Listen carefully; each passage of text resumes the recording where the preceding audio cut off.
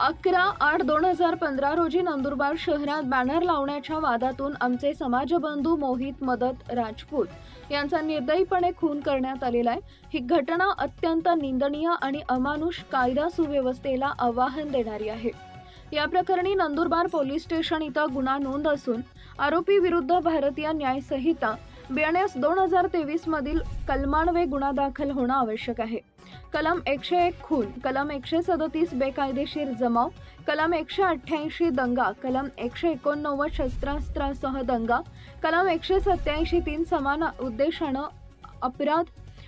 कलम 61 गुन्हेगारी कट कठोर कारवाई करण्यात यावी म्हणून महाराणा प्रताप युवा सेनेच्या वतीनं आज नवापूर येथील पोलीस निरीक्षक तहसीलदार साहेब यांना स्वर्गीय मोहित मदन पाटील यांच्या मारेकऱ्यास कठोर शासन होऊन कायदेशीर शिक्षा किंवा कारवाई करून अटक करण्यात यावी यासाठी नवापूर महाराणा प्रताप युवा सेनेच्या वतीनं निवेदन देण्यात आले।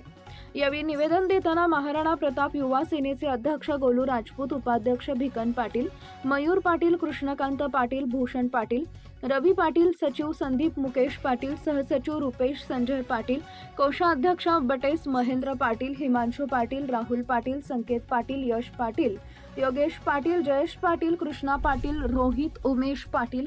यश उमेश पाटील, पवन पाटील, राधेश्याम पाटील, किरण पाटील, अजय पाटील, गणेश पाटील, सागर पाटील, अमित पाटील, छोटू पाटील, दर्शन पाटील, भूषण पाटील, करण पाटील आदी समाज बांधव व महाराणा प्रताप युवा सेनेचे पदाधिकारी उपस्थित होते। नंदुरबार येथे वीर महाराणा प्रताप राजपूत समाजाचे मोहित भाऊ राजपूत यांच्यावर जो खुनाचा हल्ला झाला,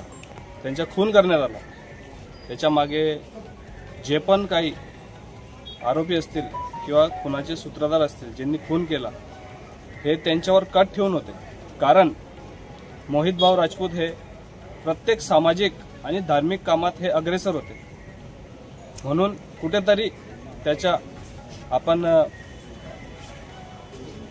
कट ठेवून त्याच्यावर त्यांनी खुनाचे आरोप व राजपूत यांच्यावर अमानुषपणे त्यांची हत्या करण्यात आली। म्हणून आम्ही आज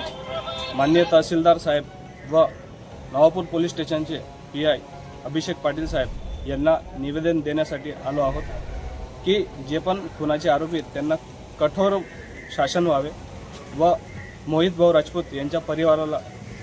न्याय मिळवून द्यावा व त्यांच्या पश्चात त्यांची पत्नी, मुलं यांना शासनातर्फे